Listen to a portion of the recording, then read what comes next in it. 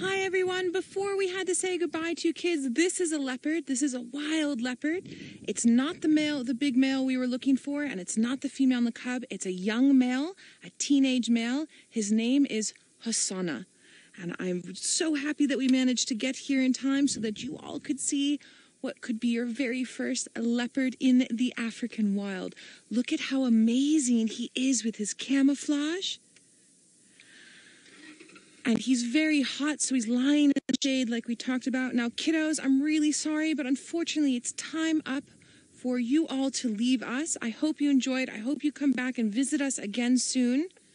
And you have to have a good rest of your school day.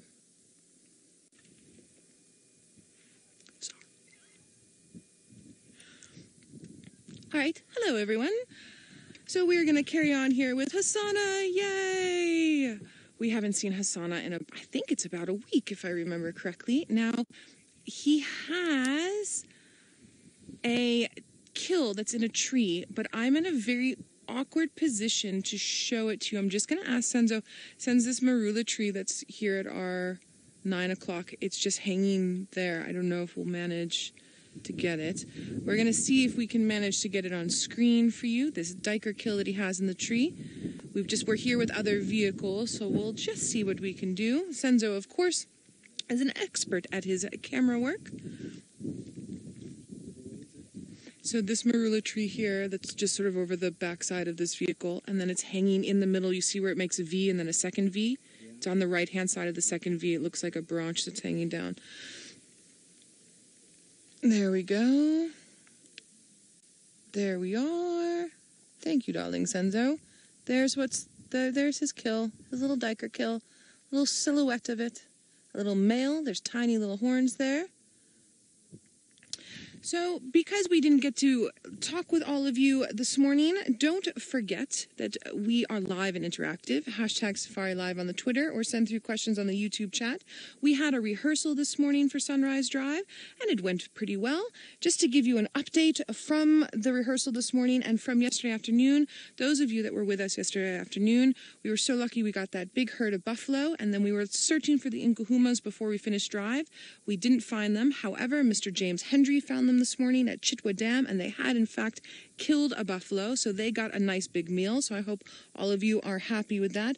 We then refound that buffalo herd, and they've moved back onto Djuma, possibly up towards Biffleshoek Dam. So we will see when it cools down a little bit later if we can't maybe possibly get to those Nkuhumas as well as possibly then also maybe get up to those buffalo. We'll have to wait and see. Tristan found a male leopard we don't see often, but I'm going to let him update you about that because I am blanking on the name. It is a very long name. And then Tundi and Cub were also seen very briefly, and Scott's busy with that. So we've got lots on the move, lots on the go, lots happening, and we are starting off this afternoon right with Hosana here. And for now, it doesn't sound as if the sighting is too busy, so I think I'm going to stick with him for a little while. And while I'm sitting here with Hosana, I think let's head on over to Tristan so he can update you about that really amazing sighting with that male, and hopefully he finds it for you again. Boundaries. So on the right-hand side of me, the south of me is Chitwa, where we do drive, and then on the north of me, where Hosana is sitting, is Torchwood. He's right on the fire break, so I can't actually get any closer, and we just had a few vehicles that have left, so I've repositioned so that we can see him as best as we can. And because he has this diker kill, I believe it was from this morning, we had seen Hosana not last night, but the morning before, and then he had traveled towards a Treehouse Dam, and then we were looking for him this morning, and that's how Tristan found that other male leopard. But it seems as if this morning he had already made it over here. Now, Tristan and I believe Tristan and Scott have been chatting about this. One of the reasons why we think that male was moving the way that he was moving and salivating the way that he was salivating is because Hosana's smell. So remember, Hosana's not scent marking yet. He's not old enough, but when he walks around, he's still going to leave a smell. He's going to leave a leopard smell, partly to do with those glands on the bottom of his feet. So if that male came in and smelled him, then that's a possibility why he was moving the way that he was moving. It's also possible that some of Tingana's scent marking is still readily available for scent from another leopard, and that could have also gotten him all stirred up, in my opinion. We haven't had enough rain for Tingana's scent marking to really go away. And speaking of Tingana, I have not had an update on our old man since he was underneath that weeping wattle tree. Yes, I think that was about a week ago, if I remember correctly. You all will know better than I will. And I have to say that's one of the things I love about all of the viewers that we have, is you all have such good cataloging memories that it really helps us out from time to time, letting us know exactly the days when things happen. So for anyone that might be new and joining us here with Safari Live, we have lots of leopards in the area that we work here in South Africa in the Sabi Sands. So we also show or film live, I should say, from the Masai Mara up in Kenya as well. And we do see leopard there, but we tend to see a bit more lion and cheetah.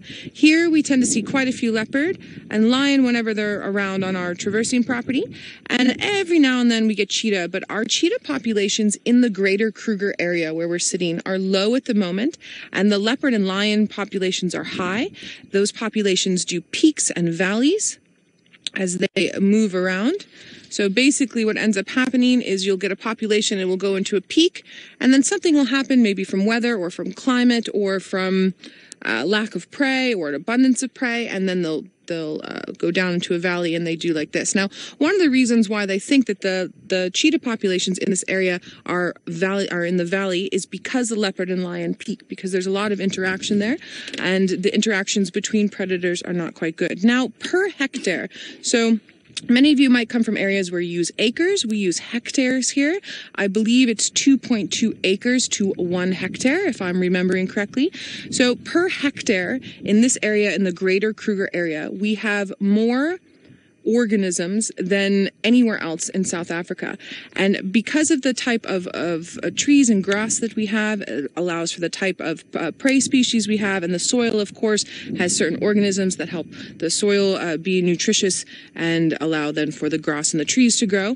Then we have an abundance of prey species per hectare, which gives us an abundance of predator species and quite dense populations in small areas, which is one of the reasons why we see leopards often. Now, sometimes, I mean, for the first 45 minutes of drive, myself and Scott and Tristan are really working very, very, very hard to get particular individual leopards that we were looking for. So Tundi, as well as that male that Tristan's looking for. And then Hosana happened to pop up, so, you know, I chose to come over here to him so that we can all enjoy a sighting with him. But we really do. We've got quite a lot of leopard activity here. We don't always see them. We sometimes, as I said before, really have to work very hard. But we work hard in our little area, and everyone else works hard in their area. And then we come together and we also share the sightings, which then helps for you all as well.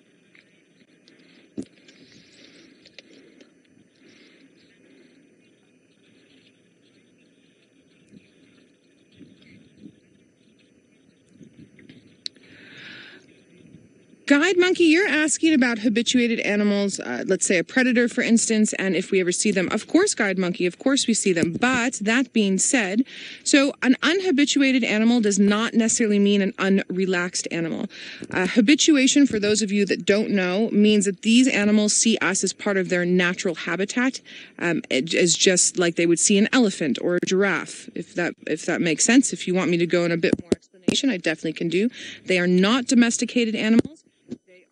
Captive bred animals. They are wild animals that we have worked for very hard, generation after generation, trying to get them to be relaxed enough to let us view them the way that we view them. Now, sometimes you'll get individuals who have not had as much time around vehicles and might sometimes behave differently. So an animal that is a predator, and we'll go with leopard for now, that we don't see all the time, that hasn't been through generations of having game drive vehicles around, is going to react in one of two ways. If they've never had a negative impact with a vehicle or a negative impact with a human, they're just going to carry on doing their normal predatory leopard actions and are going to be curious possibly about us, as long as we're not being too noisy. If we're revving engines and talking really loud, that animal is going to go, stuff this, and is going to move away into the bushes. If that animal somewhere along its way, somewhere along its journey, has had a negative impact from humans, say maybe it had part of it's a male leopard and part of its nomadic time before it took over a territory, there was hunting where they were, or it was on a property where the guiding ethics were not as good as we try to have them here, for general examples, then it's going to tend to be more shy and move away. But that being said, specifically for most of the places where we personally would be currently right now with our show, although we are hoping to expand, and or where you would go to a lodge, most of those species have been around game drive vehicles for quite a long time. So that habituation process is sometimes with one individual over that one individual's lifespan, and sometimes it's the process like here in the Sabi Sands. Many of these places and generations have been going on for 60 years or more. So anyways, a very long-winded answer, but it's a super interesting conversation. Thanks, Guide Monkey, for bringing that up. And if you have any more questions after we go to Tristan, you're more than welcome to ask them, and I'll answer them when we come back. Is still doing what very full leopards do in the heat of the day. He is sleeping in the shade. The flies are bothering him every now and then, so he turns a little bit. And he's also now lying on his back with his back legs open to help ventilate. There's a main artery there at the back leg joining up to the body. And so by opening that, it helps with releasing heat. Lions do a very similar thing as well. But you can see his fast-moving breathing there, trying to, 1, digest his food, and 2, stay as cool as possible. And his beautiful rosetted coat, which for someone like what's happening with Scott right now or with Tristan, when you're tracking the way that you're tracking, it can sometimes be difficult in the thicker bush to then also spot the leopard that you're tracking because their whole makeup is to be camouflaged. And then also one of the reasons why predators lie in the shade, other than trying to avoid the heat, is so that they can avoid prying eyes, and also lying in the shade takes your depth perception away. It's a good way to hide. We do it on bushwalk as well. You can sit in the shade somewhere, and sometimes things like elephants will just walk right past you without even noticing you're there if your wind is correct.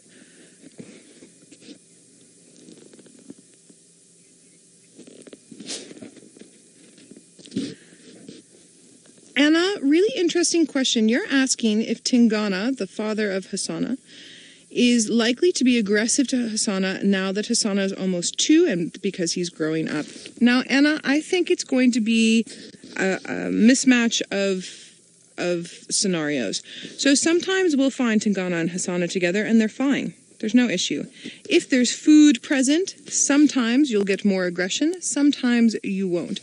Hosana's at that funny little stage where even though he is growing up, he is not a mature male yet. He doesn't smell like a mature male. He doesn't scent mark. He doesn't do anything that would make Tingana want to put him back in his place.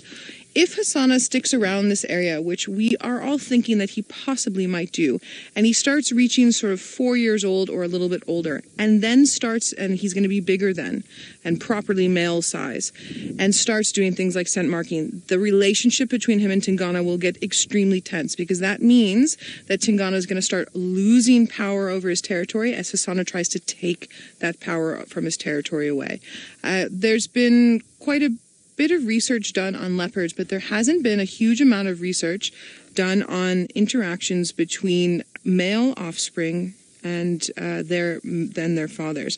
I worked with a woman in Namibia who was finding out some very interesting tidbits about this scenario, and one of the things that she was finding out through some of her research, it wasn't the main goal of her research, but it ended up, I believe, being something that really drew her attention, is that when the males leave their mums around 2 years old, so if Karula had survived, Hosana would only have been leaving his mum about now. As we all know, Karula unfortunately passed away and Hosana had to sort of survive much earlier than is normal.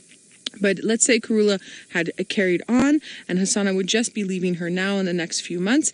The females tend to leave their mums at about 1.5 years-ish, and the males around 2 years old. It depends upon personality and individual leopard as well. Sometimes the mums keep them a little bit longer. Sometimes they push them out a little bit sooner. Then he would have gone off possibly and become nomadic, or he might have stuck around this area like he's doing now.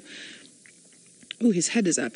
Thank goodness. Now, what my friend, the researcher, was finding out is when the males then leave their mums, sometimes, especially in areas like this where there's a high population, and sometimes in areas where the populations are more spread out due to varying different circumstances with the ecology and habitat of the area, the fathers sometimes take take on the male youngsters like elephants do, where there's that sort of scary relationship between an old man and a young bull, but they do tend to tolerate them to a point as they're being more submissive because they're younger males with an older male and not being territorial and therefore trying to become dominant.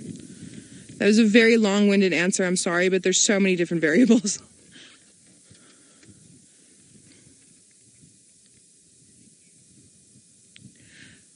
Monique in London, you're asking, when will Hosana get popcorn-smelling urine? Monique, good question. My answer to that is he probably already has popcorn-smelling urine, but he's not going to be using that urine to scent mark. That being said, however, the older he gets, the more his testosterone is going to kick in, especially when he becomes territorial. So that type of scent, that type of popcorn scent, or the bodies that are inside the scent and the position on the trees and bushes that he scent marks is going to become different as he gets older.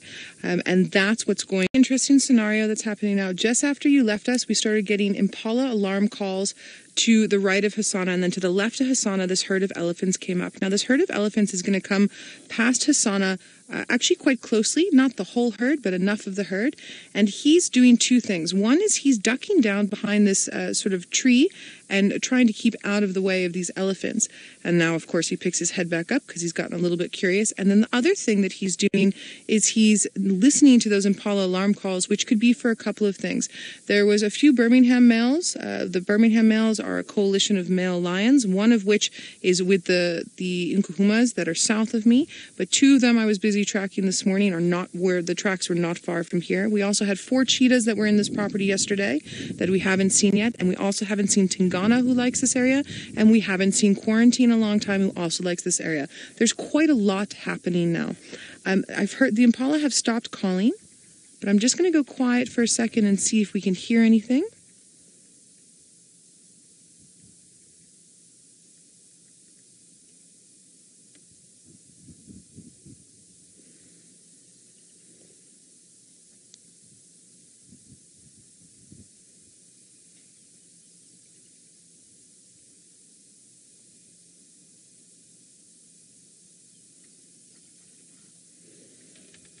I don't know if you all heard that, but there's an elephant that farted just behind us. We've got more Ellies coming. So that main herd came through, and the way the wind is blowing, it didn't blow his scent or the scent of that dead diker towards them, and or they just decided they didn't care. I was actually very surprised that that one bull that walked just behind Hosana didn't see anything. And notice how he stayed relatively still. Again, he's in the shade. It is hard for elephants to look into the shade and see a predator that is not moving. And then if they can't smell it, they don't know it's there.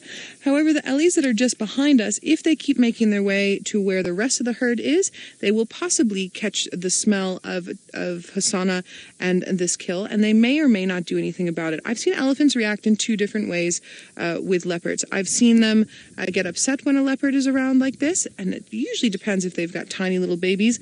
And I've also watched a female leopard in particular walk between the legs of a herd of elephants, and they haven't done a single thing. So I think it really depends on 1, the size of the leopard, 2, what the leopard is doing, and 3, whether or not the elephant herd has teeny tiny babies. Because a tiny baby elephant, Hosana could definitely catch, and I think the elephants know that. Now, I would be very interested to sit here for a while longer and see if anything comes from those impala alarm calls. Maybe we get some leopard interaction. Maybe Tingana pops up because we've been talking about. Bev, very good question. You're asking about Mvula. For any of you that don't know who Mvula is another large male leopard, much larger than Hosana, much older than Hosana, who used to have quite a firm territory in this area. When Tristan and I first started working together about 7 years ago, I actually did some work for him at Chitwa Lodge. Mvula was one of the main male leopards that we saw, Mvula and Mafufanyan. Mafufanyan passed away not shortly after I did my little stint with Tristan, some freelance work, and then Mvula's been around in the area on and off for quite some some time.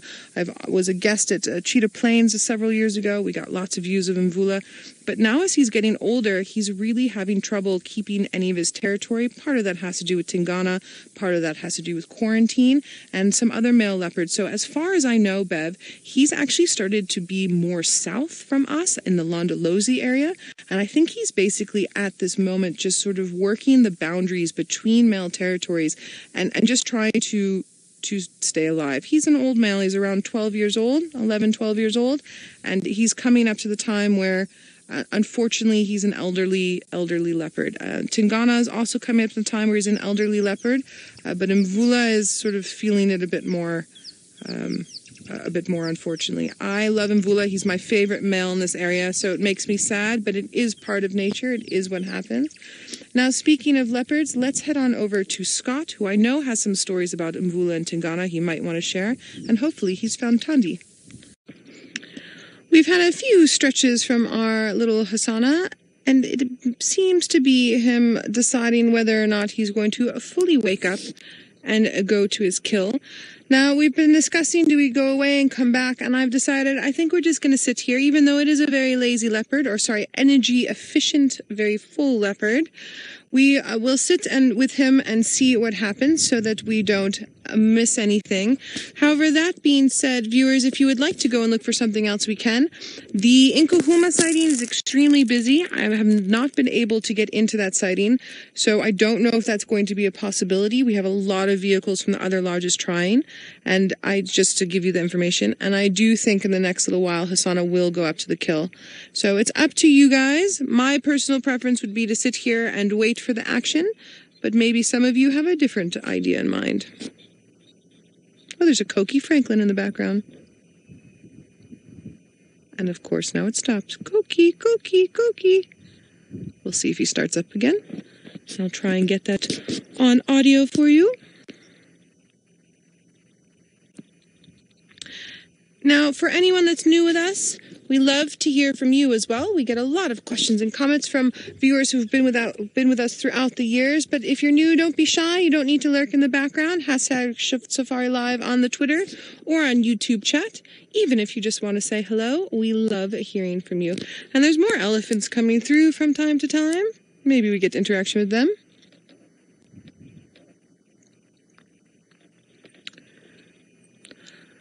Sky, you'd like to know when we last saw Tingana scent mark and patrol in the area. So Sky, whenever Tingana is moving, he's scent marking and patrolling. He's constantly doing that because he is territorial. The last time I personally saw him doing it was probably 2 weeks ago, I would say. Right around in there, maybe 3, something like that.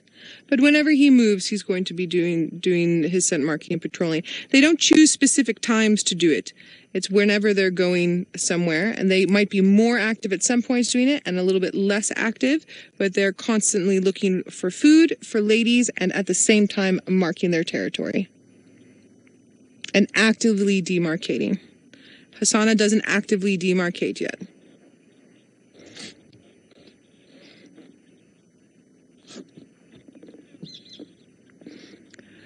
First Lady, you're asking about hunting and if leopards only hunt in their own territory or in others' territory. So, First Lady, when it comes to female leopards and male leopards, there will be a male leopard, and within his territory will be 4 or 5 females. So all of those females hunt actively within his territory. If you're going to hear a car just behind me, we've got a vehicle pulling up, so please excuse the noise.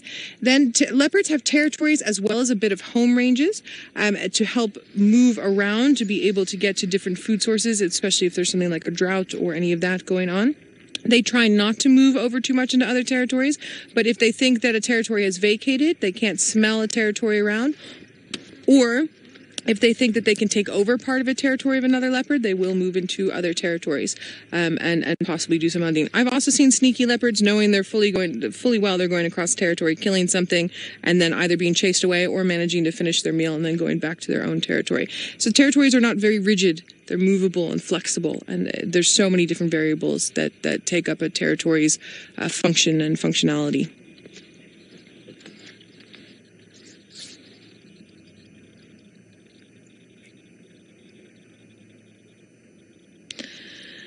Eloise, Eloise, you'd like to know the difference between a territory and a home range. So, Eloise, a territory is demarcated using vocal and olfactory ways, so scent marking using urine, as well as scratching it for a leopard in particular, scratching their paws on the ground, rubbing their faces on certain trees, and then also vocalizing, making that sort of sawing noise, that A home range, they do not demarcate. It just is something that they push into to help alleviate any circumstances whereby they might be having trouble finding food. When females have their cubs, they have their cubs inside of their core territories, not inside of their outer territories in general. Remember, take everything with a grain of salt, because a lot of what we're talking about now has been found out from research over the years. But remember, the animals don't read the books, so there can be different scenarios. So lots of wiggle room, depending. A gestation doesn't have too much wiggle room, but you get where I'm going with that. Then with the home range, they won't have their babies in their home range. Now, something like a white rhino and a black rhino, they also have territory and home range. Something like an elephant doesn't have a territory; it just has home ranges. They also have seasonal feeding patterns, areas that they prefer in the winter and areas they prefer in the summer. So elephants are non-territorial and work only in a home range. Black rhino females and black rhino males are territorial, both the two of them. With white rhinos, the females are non-territorial and the males are territorial, so the females will work in a home range and the males will not. However, that being said, I have worked with a female rhino who was in an area without male rhinos for a long time, and she had two female rhinos, this is white rhinos now, that used to hang around with her, and I watched her scent marking like a male one day. I had it recorded on video, and unfortunately that hard drive went the way of the ghost, but it was really amazing. We talked about it for a couple of weeks. So obviously her testosterone levels had picked up a bit, and she'd felt the need to do that and has slightly changed her behavior. So that's the type of wiggle room, an example of the type of wiggle room that I was referring to earlier.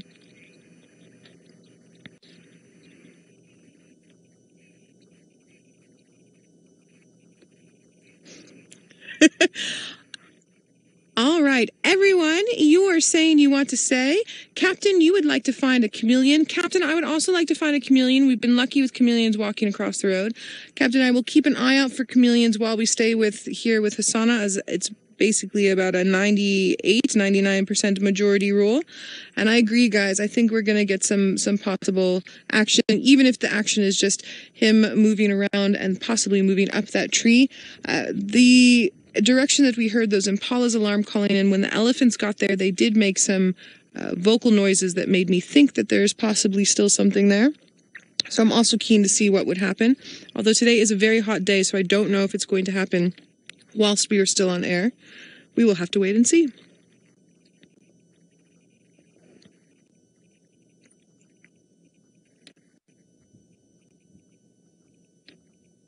The breeze is nice. The sun's going down just a little bit. It's getting a bit cooler. Not too many bird calls where we're sitting. That might have a lot to do with Hosana. They might have moved off a bit. All right, Tristan is still searching for his male leopard, so I think let's head on over to him and see what kind of update he has for us. It seems as if the jig is up, and there's quite a few other vehicles from other lodges farther afield who now want to come and see Hosana. So unfortunately, this is going to be our last little time with him. Even though he's been sleepy, it's still good to spend this bit of time. We've had a nice little while. So if we have any questions about Hosana, about this young male leopard who is going to be 2 shortly in February, please send them through now. #Safari Live on Twitter or on YouTube chat. And I was hoping we'd be able to stay long enough for him to make it over to the marula tree to his kill, but I don't think that's going to happen, unfortunately.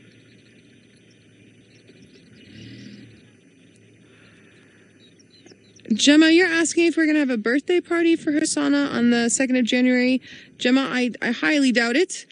He is a great character, and we do like him very much, and we enjoy following him, and we enjoy sharing his life with all of you. But he is, in fact, a wild leopard, and so no birthday party, I don't think. You guys are more than welcome to have a birthday party for him if you would like. I think you would enjoy that very much, and I think he'll probably feel your good vibes from that if you so choose to do that.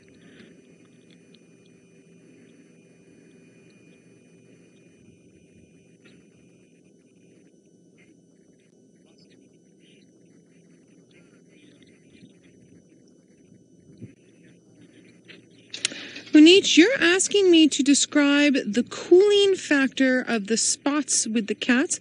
Now, Unich, I don't know of any cooling factor specifically with the spots on the cats. I do know that they go into the shade to help cool down. I do know that they pant because they can't sweat to help cool down. And I do know that they tend to open up their back legs to relieve the heat out of that main artery that's there.